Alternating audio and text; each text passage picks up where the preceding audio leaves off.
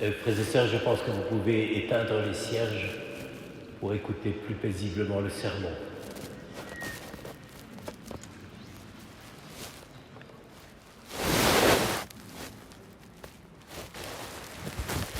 Et chère Claire Catherine, vous tous, chers frères, nous qui sommes ici simplement pour célébrer à la fois notre baptême, mais surtout la résurrection du Seigneur.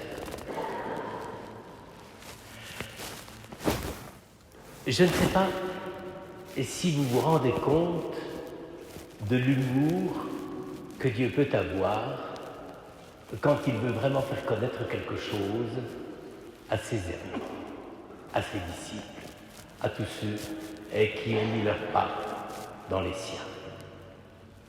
En effet, le moins qu'on puisse dire, et je ne sais pas quelle aurait été votre réaction à vous, si vous aviez été à la place de Marie-Madeleine et des Saintes Femmes, en arrivant devant le tombeau, alors que, j'allais dire, toutes les règles avaient été parfaitement observées, embaumement, même si c'était un tout petit peu à la va-vite, mais ensuite on avait roulé la pierre, normalement la tombe est inviolable, n'est-ce pas?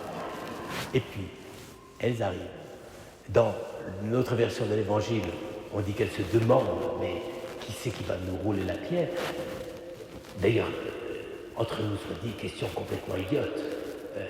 Quels sont ceux d'entre vous qui vont sur la tombe de leurs proches, de leurs amis, en se disant mais qui c'est qui va nous ouvrir la tombe?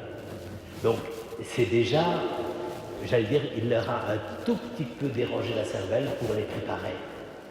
Et donc, ils sont là, elles sont là, et effectivement, qu'est-ce qu'il fait quand vous avez triomphé de la mort? C'est assez rare, hein, mais déjà simplement quand on y a réchappé, on est tout content de se montrer vivant. C'est déjà pas mal. Tout de suite on envoie un SMS, non, il y a eu un accident, mais je n'ai pas dedans. D'accord. Mais là, bon, évidemment il n'y a pas de SMS, mais il leur dit rien. Le tombeau vide, c'est quand même une provocation incroyable. C'est le moment le plus décisif de toute l'histoire de l'humanité avec Dieu. Et normalement, on pourrait se dire, oui, pourrait quand même nous expliquer quelque chose. Elles auraient volontiers, même si c'était le matin un peu tôt et qu'elles avaient dû se lever en catastrophe, auraient pu leur faire une petite leçon de catéchèse pour leur expliquer ce que c'était que la résurrection. Enfin, je veux dire, ça aurait été tout à fait bien dans le tableau, n'est-ce pas? Rien de cela, aucune explication. Elles vont, elles courent, elles se demandent dans quel état elles vont trouver les choses, parce que c'est elles qui avaient été les dernières au tombeau, parce qu'elles avaient apporté les aromates. Donc j'allais dire, elles savaient ce qu'elles avaient fait l'avant-veille. Et là, qu'est-ce qu'elles trouvent? Rien. Il faut le dire, rien. Pas même le corps. Ce qui peut laisser imaginer n'importe quoi. Alors évidemment, il y aura une version qui courra, et Saint Matthieu nous la rapporte, c'est que, en fait, certains diront oui, mais les disciples ont dérobé le corps, et comme ça on n'en sait rien du tout, et ils pourront raconter qu'il est ressuscité. Mais apparemment quand même, c'était pas tout à fait la réaction première que pouvaient avoir les disciples, et qui étaient terrés comme des lapins dans un terrier, dans le cénacle, dont ils ne voulaient pas sortir. Donc, il ne dit rien. Ça, c'est la grande surprise. Le moment le plus muet de Dieu dans toute son histoire de Dieu, c'est qu'il nous attend au tournant, au tombeau vide. Donc il faut s'y faire. Et ça dure depuis 20 siècles. Depuis 20 siècles. Alors évidemment, nous avons perdu l'habitude de courir au tombeau. Ça veut dire que nous avons perdu un petit peu de notre curiosité religieuse, ce qui est quand même assez typique de la société actuelle. Mais de fait, il ne nous dit rien. Il est là. Le tombeau est vide. Il n'y a plus de corps. Il n'y a plus rien. Alors, frères et sœurs, je crois qu'il ne faut pas édulcorer la brutalité du récit de l'Évangile. Ce n'est pas écrit à l'eau de rose, ce n'est pas pour faire plaisir, c'est même pas pour convaincre. Les disciples ont marché à la suite du Christ, les saintes femmes ont mis tout leur savoir-faire pour les nourrir tous les jours, ce qui ne devait pas être très simple. Ils sont allés à Jérusalem en pensant qu'ils allaient assister à un triomphe. Tout a complètement raté. Et le premier jour de la semaine, elles vont. Et le tombeau est vide. Dieu se tait. Alors pourquoi il se tait? Je crois que ça fait partie un peu, du style de Dieu. Vous allez me dire, la plupart du temps, quand on parle du style de Dieu, on pense surtout le Dieu Tout-Puissant. Celui qui va nous dire voilà ce qu'il faut faire et qui nous parle depuis la montagne du Sinaï avec les volcans, les éclairs, les cris de tonnerre, etc. Mais c'est pas vrai. Dieu ne parle pas comme ça. D'ailleurs, à force d'avoir voulu faire tonitruer Dieu dans les manifestations publiques de l'Église, on a un peu lassé la clientèle.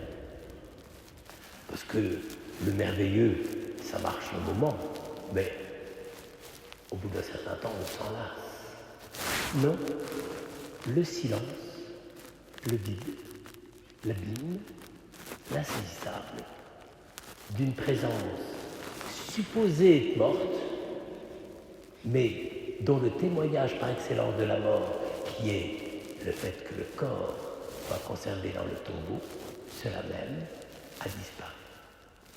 Est-ce qu'on peut imaginer une manière plus radicale, plus totale, d'être absent? Alors, si Dieu a fait ça, il avait sans doute une idée derrière la tête.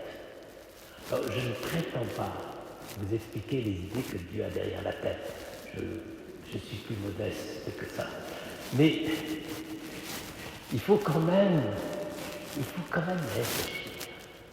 Qu'est-ce que ça veut dire que Dieu ait convié l'humanité au matin de sa résurrection dans le silence absolu?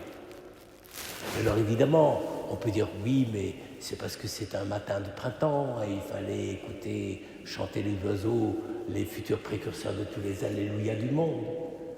Oui, bien sûr, mais c'est plus que ça. Dieu n'a pas voulu, vraiment il n'a pas voulu remplir notre vie, même pas de tous les signes qu'il aurait pu nous donner. Dieu a voulu entrer dans notre vie par le silence d'un tombeau vide. C'est terrible, parce que la plupart des chrétiens pensent que à partir du moment où je découvre Dieu, ça va, je suis comblé, j'ai plein d'images, j'ai plein d'idées, j'ai plein de... Oui, sauf qu'il n'y a rien. Et donc, au moment même où on se retrouve devant le tombeau vide, Dieu nous dit, moi je fais silence et je n'ai qu'une consigne, à vous de jouer. Alors frères et sœurs, c'est peut-être ça la résurrection. C'est le moment où Dieu a quand même vu ce que l'homme était capable de faire, c'est d'ailleurs les meilleures choses. Il a vu l'homme est capable de tuer, est capable de massacrer, est capable de faire des horreurs. Et il pourrait dire, bon voilà, je vais leur faire un grand sermon. C'est pas bien, vous désobéissez au commandement, tu ne tueras pas. Non. Je vous laisse devant le silence de ce que je viens de faire pour vous. Mais je ne veux même pas m'imposer à vous par ce miracle extraordinaire.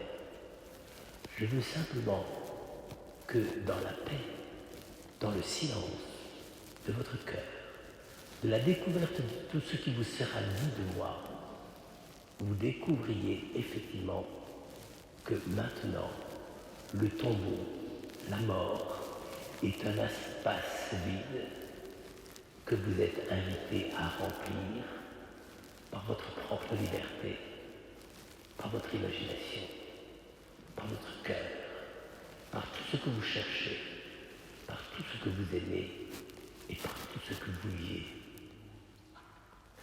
Voyez, frères et sœurs, la plupart du temps, on ne comprend pas comment Dieu, qui est créateur, n'est pas en train sans arrêt de manipuler chacune de nos vies comme des montreurs de marionnettes manipulent les marionnettes avec des ficelles. On voudrait que le monde soit plein de Dieu comme si, j'allais dire, nous, eh bien, on était nuls et sans intérêt. Et c'est pas ça. L'attitude de Dieu, c'est de dire oui, bien sûr, je suis bien puisque vous me cherchez. Ne vous trompez pas d'adresse. Mais simplement, maintenant, sachez trouver le chemin que je vous ai ouvert. Et ce chemin, vous ne le suivrez jamais si vous renoncez à votre liberté. Frères et sœurs, et s'il y a une des choses qui est essentielle pour notre monde aujourd'hui, s'il y a une des choses qui est fondamentale dans notre manière d'être avec nos frères, c'est précisément de dire et de redire que Dieu n'est pas quelqu'un qui s'impose, c'est Dieu qui fait toute la place à l'homme. Toute la place. Alors, ce soir, Claire, Catherine, quand vous êtes baptisés, dites-vous bien, peut-être évidemment, la littérature nous a habitués à dire on a le cœur plein de Dieu, oui d'accord, oui, ça dure un petit moment, ça ne dure pas tous les jours. Hein. Mais au moins, ce qu'on peut dire, c'est que Dieu, aujourd'hui, quand il veut vous rencontrer comme ressuscité, il ne veut pas vous rencontrer comme quelqu'un qui s'impose à vous. Il vous laissera toute la liberté avec laquelle vous l'avez cherché pendant des années, il faut quand même le dire. Toute la liberté dans laquelle vous avez essayé aussi beaucoup de pistes qui ne se sont pas avérées satisfaisantes. Mais jamais il n'a faussé ni abîmé votre liberté. Au fond, le plus beau cadeau que Dieu nous fait ce soir, par le mystère de sa résurrection et de votre baptême, c'est de vous dire maintenant, Claire Catherine, vis dans la liberté que je veux te donner, la liberté des enfants de Dieu. C'est la seule raison pour laquelle nous devons le remercier de tout notre être et de tout notre cœur.